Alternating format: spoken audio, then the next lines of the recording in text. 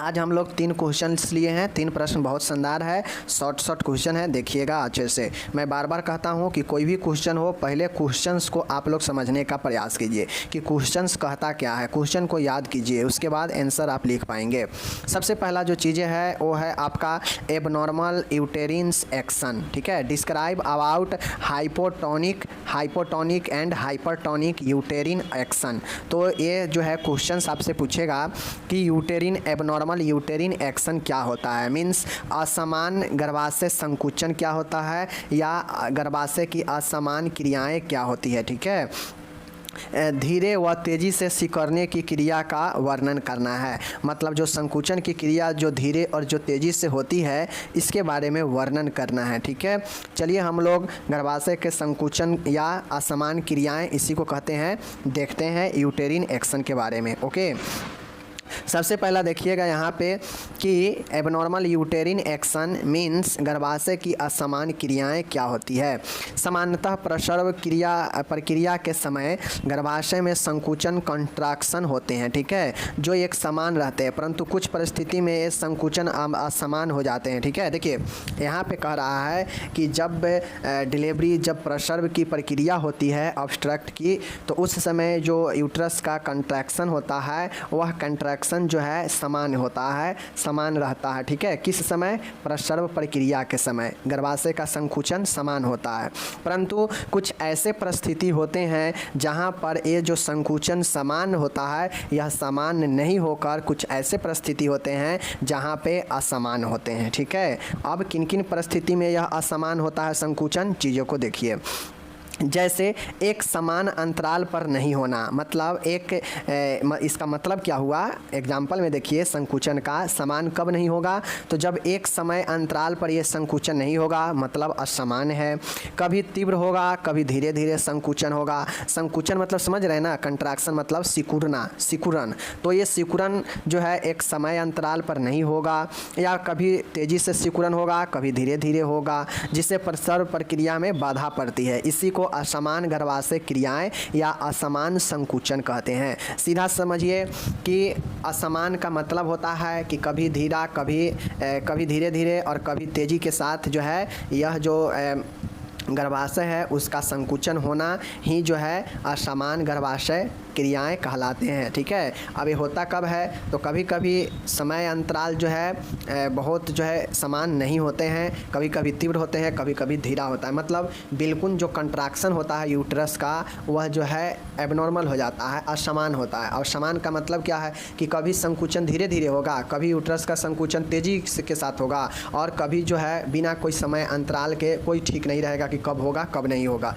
जबकि प्रसव प्रक्रिया के दौरान एक समान यह होना चाहिए, वैसे एक समान नहीं होता है, और नहीं में क्या क्या होता है, तो ये सारे चीज़ें होता है। तो इसीलिए हम इसको असमान गर्भाशय क्रियाएं या असमान गर्भाशय संकुचन कहते हैं। समझ गए चीज़ को? चलिए ये हो गया। अब हम लोग इसका कारण देखते हैं, कॉज देखते हैं। कॉज क्या है देख लीजिए। कॉज का मतलब होता है कि अधिक आयु में प्रथम बार की गर्भावस्था, ठीक है। अगर कोई फीमेल है अधिक आयु का है और प्रथम बार अगर वह प्रेगनेंसी में है तो यह कारण बनता है कि उसका संकुचन प्रसव क्रिया में असमान हो, ठीक है। बहु प्रसव मतलब मल्टी ग्रेविडा, मतलब एक से अधिक प्रसव हुआ हो, ठीक है। अवधि के पहले प्रसव क्रिया प्रारंभ होना, मतलब जो समय है उससे पहले ही जो है डिलीवरी का प्रक्रिया जो है शुरू हो जाना। भय व चिंता सताना, श्रोणि का संकरा होना, मतलब कॉन्ट्रैक्टेड पेल्विस, ठीक है, संकरा होना। कुस्थित माल पोजीशन अथवा कुप्रस्तुति माल प्रेजेंटेशन, मतलब जो कुस्थिति जो पोजीशन होगा वह जो है अलग होगा, या जो है माल प्रेजेंटेशन मतलब कुप्रस्तुति होगा। ओके, उसके बाद है यूट्रस की कोई भी विकृति अथवा विकार होना। ये सब जो है कारण बनते हैं एबनॉर्मल एक्शन का, यूट्रस का, ठीक है। तो अगर आपसे पूछेगा, इसके कारण पूछेंगे कि बताइए किन किन कारण से जो है जो कंट्रैक्शन है वो एबनॉर्मल होता है, यानी एक्शन एबनॉर्मल होता है यूट्रस का। तो अधिक आयु में प्रेगनेंसी होना, ठीक है। बहु प्रसव मतलब मल्टी ग्रेविडा। अवधि से पहले प्रसव क्रिया मतलब समय से पहले ही जो है समय से पहले ही जो है प्रसव की प्रक्रिया प्रारंभ हो जाना, मतलब बच्चे के जन्म देने की जो प्रक्रिया है समय से पहले ही जो है शुरू हो जाना, प्रीमेच्योरिटी। भय जो वह चिंता भी इसका कारण बन सकता है। जो पेल्विक है इसमें कॉन्ट्रैक्टेड यानी संकरा होना, कुस्थिति और कुप्रस्तुति इसका कारण हो सकता है, और यूट्रस की कोई विकृति यानी क्षति होना इसका कारण हो सकता है। तो कारण बता दिए हमने। अब इसका प्रकार देख लीजिए, प्रकार क्या क्या होता है, कौन कौन से प्रकार होते हैं, ठीक है। तो अभी ऊपर आप लोग देखे हैं कि हम लोग से दो प्रकार पूछा है, एक हाइपोनोटिक का और एक पूछा है हाइपरनोटिक का। एक हाइपो मतलब कम, धीरे धीरे, ठीक है, और एक होता है हाइपर मतलब तेज़ी से यानी अत्यधिक, ठीक है ना। तो ये जो हाइपोनोटिक का मतलब है कि इसमें जो चीज़ें होगा, जो सिकुड़न होगा वह जो है धीरे धीरे होगा, वह अल्प समय के लिए होगा, ठीक है तो दोनों असमान ही। समान कब होता, जब एक नॉर्मल रेंज में होता, न तेज़ी से और न कम, ठीक है, संकुचन, तो ये जो है समान हो जाता। लेकिन असमान कब होता है, असमान तब होता है जब या तो अचानक से बहुत तेज़ी से होने लगे और कम समय के लिए, या फिर धीरे धीरे यह प्रक्रिया हो संकुचन का। समझ रहे हैं चीज़ को। तो पहला है धीरे धीरे वाला, यानी गर्भाशय अल्प संकुचन या अथवा गर्भाशय का धीरे धीरे सिकुड़ना, यह पहला है हाइपोनोटिक यूटेरिन एक्शन या यूटेरिन इनर्शिया। समझ गए चीज़ को। तो इस चीज़ को आप लोग देखिएगा, धीरे धीरे सिकुड़न गर्भाशय का। देखिए इसका मतलब क्या होता है। देखिए फीमेल को, स्त्री को जब दर्द धीरे धीरे तथा संकुचन थोड़े समय के लिए होते हैं, ठीक है, देखिए स्त्री को दर्द धीरे धीरे तथा संकुचन थोड़े समय के लिए होता है, यानी जब दर्द धीरे धीरे होता है तो जो कॉन्ट्रैक्शन, जो संकुचन होता है वह थोड़े समय के लिए होता है। ओके, दर्द के समय बेचैनी नहीं होती है। प्रसव की क्रिया माँ या शिशु को क्षति पहुँचाए बिना कई दिनों चलती है, मतलब जो प्रसव की क्रिया है यह कई दिनों तक चलती है बिना किसी क्षति को पहुँचाए हुए।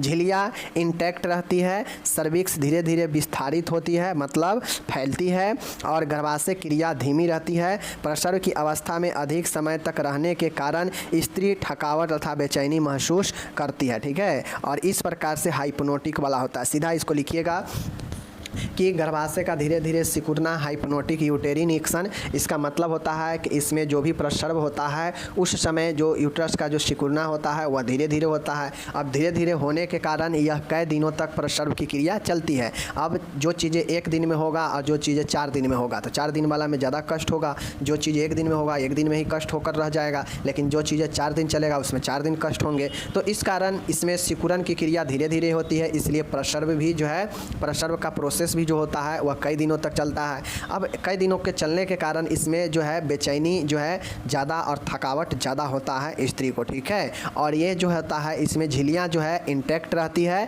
और इसमें जो सर्विक्स है वह धीरे धीरे विस्तारित होती है। तो चीज़ों को समझ गए, कोई दिक्कत, इसीलिए इसे जो है अल्प या गर्भाशय का धीरे सिकुड़ना हाइपोनोटिक यूटेरिन एक्शन कहा गया है। ओके, चलिए दूसरा देखिएगा हाइपरनोटिक यूटेरिन एक्शन। हाइपरनोटिक यूटेरिन एक्शन का मतलब हो गया कि तीव्र यानी तेज़ी के साथ जो है गर्भाशय का संकुचन होगा। यह गर्भाशय की एक असमान स्थिति होती है, इसमें गर्भाशय तेज़ी से सिकुड़ता है, ठीक है।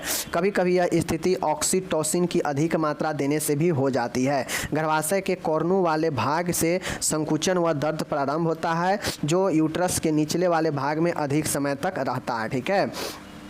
तीव्र दर्द, देखिए यहाँ पे आप लोग देखिएगा, तीव्र दर्द होने के बावजूद भी जो है यूट्रस का मुख धीरे धीरे खुलता है, झिल्लियाँ जल्दी फट जाती है, स्त्री को पीठ तथा मलाशय में दर्द होता है। साथियों एक चीज़ समझिएगा कि जो आपके ये हाइपरनोटिक यूटेरिन एक्शन है मीन्स तीव्र गर्भाशय संकुचन है, इसका मतलब होता है कि संकुचन कहिए या क्रिया कहिए, क्रिया का मतलब तेज़ी से काम, ठीक है, संकुचन मतलब तेज़ी से सिकुड़ना, बात वही है, ठीक है। तो जो हाइपरनोटिक है इसमें जो यूट्रस है वह एक असमान स्थिति में होता है, और इसमें जो तेज़ी गर्भाशय होता है उसमें तेज़ी से सिकुड़न होता है, ठीक है। यह कभी कभी होता है कि ज़्यादा ऑक्सीटोसिन देने के कारण भी ये चीज़ें होने लगता है, जिसके कारण यूट्रस में जो है एक्शन जो है ज़्यादा हो जाता है और तेज़ी के साथ होने लगता है। अब ये चीज़ें तेज़ी से होता है इसलिए इसमें तेज़ दर्द होता है। इसमें जो दर्द होता है यूट्रस के निचले वाले भाग में अधिक होता है, ठीक है। किसमें? हाइपरनोटिक यूटेरिन एक्शन। एक्शन मतलब संकुचन, मतलब तीव्र गर्भाशय संकुचन, मतलब इसमें तेजी के साथ गर्भाशय संकुचित होता है, सिकुड़ता है, और इसमें यूट्रस के निचले भाग में ज़्यादा दर्द रहता है, और यह तीव्र गति से दर्द होने के साथ में यह जो है यूट्रस धीरे धीरे खुलता है, ठीक है। यह कभी कभी ऑक्सीटोसिन की अधिक मात्रा देने से भी यह जो चीज़ें हैं गर्भाशय तेज़ी से सिकुड़ने लगता है, ठीक है, और झिल्लियाँ जल्दी फट जाती है, और जो फीमेल होता है उसका जो है पीठ और मलाशय रेक्टम में जो है पेन जो है होने लगता है, और यही जो है, और इसमें जो यूट्रस होता है उसका मुख जो होता है धीरे धीरे खुलता है। तो इस प्रकार से ही आपका हाइपरनोटिक यूटेरिन एक्शन था, यानी तीव्र गर्भाशय संकुचन था। अब हम लोग तीसरा पॉइंट देखेंगे, प्रसव दर्द में चुभन होना, कॉलिकी यूट्रस। आपका तीसरा जो है वो है आपके कॉलिकी यूट्रस, समझ रहे हैं ना। हम लोग जो देख रहे हैं यूटेरिन एक्शन जो देख रहे हैं, इसमें तीसरा जो प्रकार है यह है स्त्री दर्दों के कारण परेशानी हो जाती है, ठीक है, बेचैन रहती है, स्त्री का कोलोन तथा ब्लैडर फूल जाता है, झिल्लियाँ जल्दी फट जाती है, सर्विक्स का विस्फारण धीरे धीरे होता है। तीसरा जो टाइप्स है वो है कॉलिकी यूट्रस। कॉलिकी यूट्रस मतलब होता है कि प्रसव दर्द में चुभन होना, मतलब चुभन होता है कैसे? तो जो स्त्री है उसको दर्द होने के कारण परेशान हो जाती है, बेचैन रहती है, इसमें किसमें? कॉलिकी यूट्रस वाले में, और स्त्री का जो कोलोन होता है, जो ब्लैडर होता है वह फूल जाता है, और फूलने से जो मेम्ब्रेन्स होते हैं, झिल्लियाँ, वह फट जाती है जल्दी, और सर्विक्स का जो विस्फारण होता है यह धीरे धीरे होता है। तो ये चीज़ को समझिए, यही आपका कॉलिकी यूट्रस है। तो इस प्रकार से मैं आपको तीनों यूट्रस के बारे में पढ़ा दिया। एक था हाइपोनेटिक यूट्रस एक्शन, एक था हाइपरनोटिक यूट्रस एक्शन एंड कॉलिकी यूट्रस। चीज़ों को समझ गए। अब हम लोग यहाँ पे एक और क्वेश्चन देखने वाले हैं, वो है डिसफंक्शनल यूटेरिन ब्लीडिंग, ठीक है। डिसफंक्शनल यूटेरिन ब्लीडिंग मीन्स समझिए कि डिसफंक्शनल मतलब काम में बाधा, यूटेरिन मतलब मूत्र, और ब्लीडिंग मतलब रक्तस्राव, ठीक है। तो चलिए इसको देख लीजिए। डिसफंक्शनल यूटेरिन ब्लीडिंग को असमान uterine bleeding, abnormal uterine bleeding भी कहते हैं, ठीक है। इसमें जो यूट्रस होता है उससे अनियमित समय पर अथवा कम अथवा अधिक रक्तस्राव होता है। इसमें जो मेंस्ट्रुएशन होता है वह आपके नियमित अंतराल के बाद भी जो है रक्तस्राव यानी जो हेमरेज होता है वह होते रहता है। मतलब यहाँ पे क्या कहा गया है कि डिसफंक्शनल यूटेरिन जो है ब्लीडिंग, ठीक है, मतलब एक फंक्शन हो जाता है, ठीक है, किसमें? यूटेरिन ब्लीडिंग में, ठीक है, देख लीजिए। तो डिसफंक्शनल यूटेरिन ब्लीडिंग को असमान यूटेरिन ब्लीडिंग भी कहते हैं। वही चीज़ें हैं, असमान डिसफंक्शन हो जाएगा मतलब कार्य में बाधा हो जाएगा, मतलब असमान हो जाएगा, तो इसे असमान यूट्रीन ब्लीडिंग भी कहते हैं। इसमें जो यूट्रस जो गर्भाशय होता है उससे अनियमित समय पर कम अथवा अधिक रक्तस्राव होता है। मतलब जो यूट्रस होता है उससे कोई लिमिट नहीं रहता है, उसका कार्य में बाधा आ जाता है, अनियमितता हो जाता है, जिससे किसी भी समय अनियमित समय कम या अधिक मात्रा में जो है ये रक्तस्राव होते हैं। ओके, इसमें जो आपके मासिक स्राव होते हैं वह जो है नियमित अंतराल के बाद भी जो है आपके क्या होते हैं? रक्तस्राव होते रहते हैं। मीन्स यहाँ पे स्पष्ट कह रहा है कि एक ऐसा फंक्शन जहाँ पे फंक्शन बिगड़ जाता है, किसके? यूट्रस के फंक्शन बिगड़ जाता है, और इस कारण से अनियमित समय पर कम व अधिक मात्रा में ब्लीडिंग होते रहता है। और इसमें जो मासिक स्राव होते हैं उसमें तो नियमित अंतराल पे ये होते ही रहते हैं ब्लीडिंग, उसके बाद भी यह जो है अंतराल पे होते रहता है, ठीक है। मतलब वहाँ मेंस्ट्रुएशन में भी होता है और यहाँ भी बाद में भी होता है। इसमें अनियमितता हो जाता है कार्य करने में यूट्रस का, और ब्लीडिंग कम व अधिक होते रहता है, ठीक है। तो इसीलिए इसे हम लोग डिसफंक्शनल यूट्रीन ब्लीडिंग कहते हैं। ओके, चलिए यहाँ पे इंग्लिश दिया गया है, समझ लीजिए। इसका लक्षण क्या होता है, क्या लक्षण होते हैं अगर जो यूट्रस है उसको जो है अगर डिसफंक्शन हो गया काम करने में और ब्लीडिंग कम व अधिक होता है एक लगातार अंतराल पे, तो उसका क्या लक्षण दिख सकता है, सिम्टम्स? चलिए देखते हैं। सबसे पहले बातें हैं, देखिएगा, यौन संबंधों के बाद ये जो चीज़ें हैं ये कब होने लगेगा? तो लक्षण देखते हैं कि जैसे ही आप जो है रिलेशन होगा, रिलेशन के तुरंत बाद जो है ये चीज़ें होने लगेगा, मतलब ब्लीडिंग होने लगेगा। मेनोपॉज के बाद, अब मेनोपॉज आप लोग समझते हैं कि मेनोपॉज कब होता है, तो उसके बाद ये चीज़ें होने लगेगा। अधिक मात्रा में रक्तस्राव भी इसका लक्षण बन सकता है। ओके, उसके बाद देखिएगा स्पॉटिंग और ब्लीडिंग बिटवीन पीरियड्स, मतलब जो जो माहवारी के बीच में जो होता है उस बीच में भी जो है ये ब्लीडिंग हो सकता है, ठीक है। ऐसा नहीं है कि उसमें जो है रुक जाएगा, ओके। और अधिक दिनों तक जो है ये चीज़ें चलेगा माहवारी, ठीक है। Long day, bleeding for long day तक चलेगा। मतलब ये सब कुछ लक्षण दिखते हैं जहाँ पे सिर्फ और सिर्फ जो है ब्लीडिंग का ही बात है, समझ गए। चाहे वो आपके रिलेशन के बाद हो या मोनोपेज के बाद हो या फिर जो है अत्यधिक मात्रा में ब्लीडिंग ही हो या फिर महामारी के बीच में ही ये चीज़ें होने लगे या महामारी कई दिनों तक खींच सकता है ये ब्लीडिंग होने से। क्योंकि इसमें जो यूट्रिन है वह यूट्रिन में असमान काम हो गया है, फंक्शनल गड़बड़ा गया है, जिसके कारण कोई जो है अंतराल नहीं है कि हाँ इतने अंतराल पर होगा और यह ब्लीडिंग बिना किसी समय, बिना किसी चीज़ों को देखे हुए, बिना किसी अंतराल पर जो है आपके होते रहता है, ठीक है। तो इसीलिए इससे जो है डिसफंक्शनल यूट्रिन ब्लीडिंग कहा गया, ओके। अब कारण क्या हो सकता है, चीज़ें को देख लीजिए। कारण में हो सकता है असंतुलित हार्मोन, मतलब जो हार्मोनल होता है फीमेल में उसमें इम्बैलेंस हो जाए। यूटेरिन फिब्रोइड, जो यूटेरिन फिब्रोइड है वो हो सकता है। ओवरी, गर्भाशय, सर्विक्स, कैंसर, ये सब का कैंसर भी इसका कारण हो सकता है कि रेगुलर जो है आपके ब्लीडिंग, रक्तस्राव होता रहे। उसके बाद है गर्भाशय दीवार का पतला होना, थिकनिंग ऑफ यूटेरिन बाल, मतलब जो इस यूट्रस का जो बाल होता है, दीवार होता है उसका पतला हो जाना, ठीक है।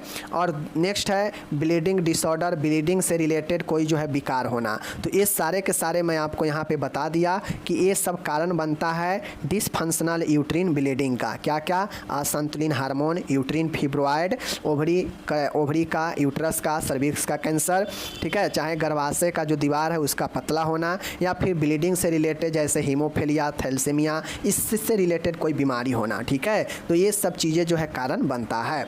तो आपको मैं कारण बता दिया, लक्षण बता दिया और ये आपके डिसफंक्शनल यूट्रिन ब्लीडिंग होता क्या है ये बता दिए, ओके। चलिए मिलेंगे अगले वीडियो में।